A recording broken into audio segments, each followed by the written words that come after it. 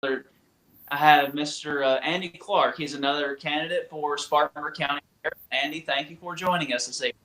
I appreciate it. Thank you for having me. Absolutely. And so, those who may have not followed the news or seen your website or looked at social media here lately, just feel free to tell us about yourself. So my website, aclarkforsheriff.com. Again, I'm running for sheriff of Spartanburg County. I have 23 years of law enforcement experience. Three of those coming at the beginning of my career at Spartanburg Public Safety Department, where I was a public safety officer. And basically, I would patrol the area, and then if a fire call came in, I was a certified firefighter, and I would respond to that. I would change into my fire gear, and then I would fight the fire, and then once it was done, I would change back to my police gear and patrol the road again. All right. It sounds like you've worn a lot of hats. Yes, yes. So in 2005, I ended up coming over to the county of Spartanburg, and from there, worked my way from uniform patrol to investigations, and then from investigations, I ended up in admin 2015. So I did 10 years in admin, being over the records management system there at the Spartanburg County Sheriff's Office. So I was responsible for records management and uh, just the networking of everything, along with the National Crime Information Computer, which houses the Criminal Justice Information System. So I was over that. So criminal justice information is handled like HIPAA, to where it's extremely private, and just using that to where we don't release information that doesn't need to be released. Okay. Well, this sounds great. Yeah, so it definitely sounds like you've had a lot of experience, especially in the sheriff's department, also. Yes, sir. So, what would you say is the biggest contributing factor to crime in your community? Uh, I would say that unfortunately, you sort of lead back to, I want to say, the mental health aspect, and then the drugs. Again, some people can't afford health care. Some people can't afford the drugs that go along with the health care, so they tend to get it from other places. Sort of want to mask our emotions sometimes, so we'll hide behind that and use drugs to calm ourselves. So I think a drug is a problem within Spartanburg County. I think a lot of it's hidden, to where it's not as prevalent as what we normally can see. But yes, I think we do have a drug problem here in Spartanburg County, along with gangs. We've had numerous youths here die recently, because of just quarrels between the gangs, and it's senseless violence. It's be a man and walk away. You don't have to get in that last word sometimes. I know sometimes you want to save face, and but still, just be the bigger person and walk away. Right, and it is hard too, especially if you're in politics. It is hard to walk away, but that is the best answer. Yes, sir. Yeah, I will say, out of all the candidates I've interviewed, that seems to be the main thing they mention is the drugs and the fentanyl. That the number one contributing factor to crime. Yes, sir. Yeah. So, what would you say the solution would be to overcrowded jails and prisons, specifically in Spartanburg County? What I would love to see, again, working with the solicitor's office. Let's make sure that the Spartanburg County Sheriff's Office are building good cases, and let's try to get those cases presented before a judge. Again, just because a law enforcement officer makes an arrest, their involvement with that arrest doesn't stop there. We have to see it through to adjudication, especially giving the victim their due justice for that. And now, again, people are innocent until proven guilty, and they're afforded a time to trial, and have a speedy trial as well.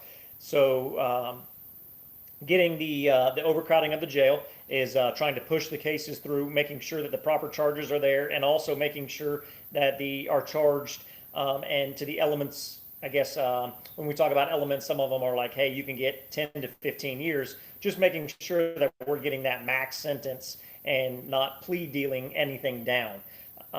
Also, home detention, maybe broadening that span in the jail, and then just the overcrowding. Trying to get these people help. Whenever they get out, get them rehabilitated, possibly in jail, not just provide one service.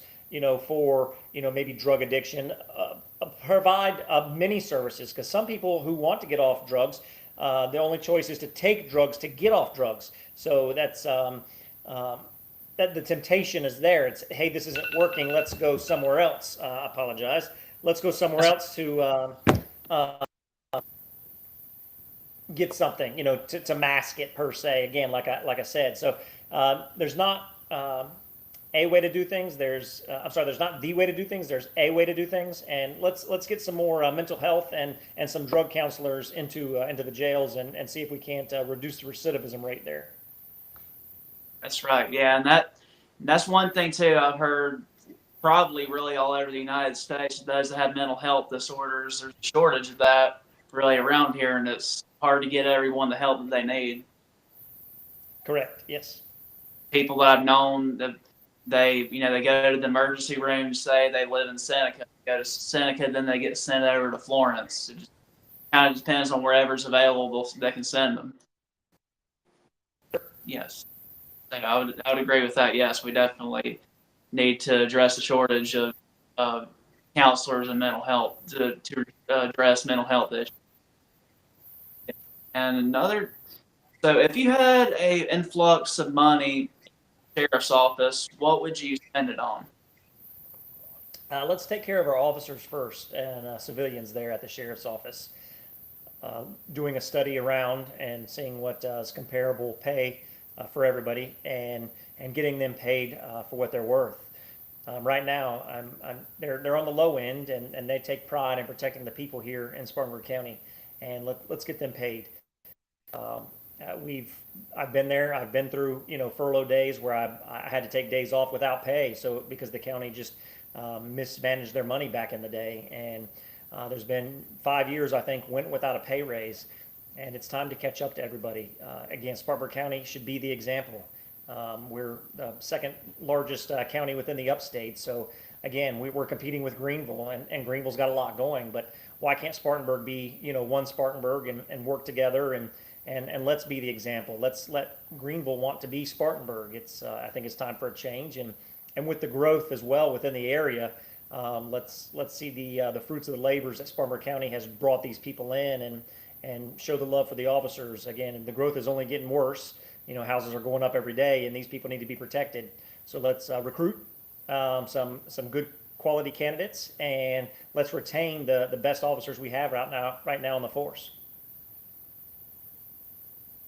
Right, and that's actually one thing our mayor in Easley was criticized for, is increasing the millage. Now, part of that actually went to raising the pay for police officers and firefighters in the city of Easley. The turnover is pretty high there because they can go over to say Greenville County and get a higher pay raise than they are here. So that's definitely something that would be good to do, is to be able to increase the pay for our emergency services and law enforcement. Yes, sir. So what would you have to offer Spartanburg County that the other candidates may not be able to offer? I'd be able to pick up the office from day one. Again, I'm familiar with everything that goes on. Just being through everything, being through uniform patrol, through investigations, coming from a different agency, being a different first responder as well, aside from police, the firefighter aspect. Working some at the jail, learning the ins and outs of that. Did 3.5 years part-time there while working my regular job, just to try to boost my retirement up just a little. And again, knowing everything, having that relevant experience to law enforcement and working the streets, working investigations, and being an admin. I'm a tech guy, so enjoying the bringing in the tech. And the shortage of officers, there's a piece that's online reporting. They have it, we just haven't been able to enact it, and it fell short before I left, and we would be able to pick up those pieces, and instead of this plateau that we've been on, I would be able to pick it up and move it forward. So working from day one, that's the plan. So while you're on the air, Clark, is there anything that you would like to say to our viewers this evening and also to your constituents? So again, have faith in our officers. They're doing the best they can. Thank them if you're out and see them. And for the people, I'm here for the people. That's who I protect, who I want to serve, and that's who's going to elect me to serve them. And be available, be transparent with them, bring them in if they have questions. Let's answer them any way we can, and to the best that we can through transparency. Hold us accountable. Hold me accountable. Again, the sheriff is the face of the agency, and you have your workhorses up underneath you. A span of control, having a great command staff, and just trust. That's all I ask is the people to trust in me. And from my work experience, you see what I've done, and I just pray that the right choice and vote Andy Clark come August 5th. Right. Well, Andy, I've certainly wish you the best of luck in your upcoming debate and the rest of the journey on the campaign. Well, I appreciate you having me on here, Devin. I'm sorry, Mason. I appreciate it. Thank you. Absolutely. Hope you have a good 4th of July weekend. Thank you, and be careful this weekend. Have a good one. You too.